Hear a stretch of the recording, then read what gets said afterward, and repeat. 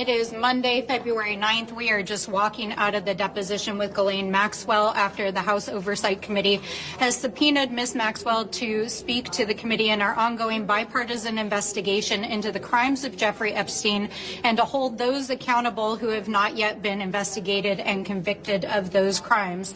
As was evidenced this morning, Ghislaine Maxwell did not provide information to the committee and instead invoked her blanket Fifth Amendment rights. While we are not able to speak to the specifics of what was said within the deposition until the deposition record is made public, it is very clear that she used this opportunity to not only campaign for clemency as she has been doing, but also to send a direct message that she is hoping that people who were sitting in the deposition will transmit to the President of the United States, which is that her silence can be bought through clemency. It is very clear that that is the message that she is trying to send directly to Donald Trump himself. Directly. She is telling Donald Trump through her deposition that she is trying to buy her clemency. Now, she did state that she is taking and invoking her Fifth Amendment rights because of a pending habeas petition before the Southern District of New York. But let us be clear. Her case appeals have already gone to the United States Supreme Court and they have been denied. She is not being released from jail unless, of course, Donald Trump buys what she's selling. So we want to be clear that she is exactly where she's supposed to be in terms of her conviction, and she needs to go back to the prison where she belongs.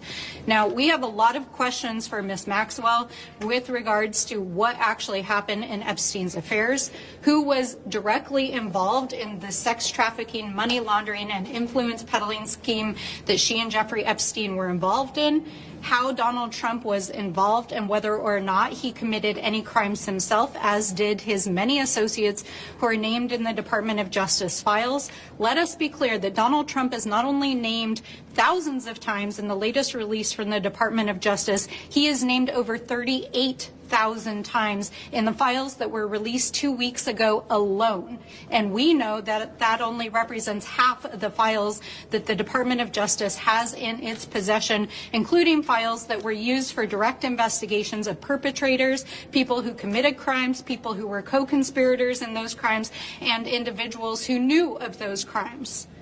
We know that there are multiple administration officials, including Howard Lutnick, Elon Musk, who served as the appointee for the DOJ efforts in the White House.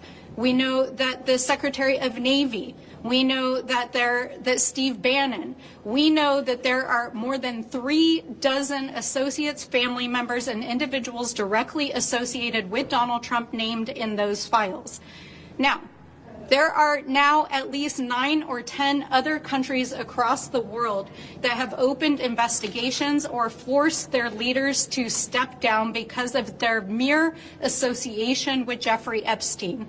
And the United States government is engaged in an active cover-up of the largest sex trafficking scandal and influence peddling scandal in the history of the United States, and Donald Trump is right at the center of it.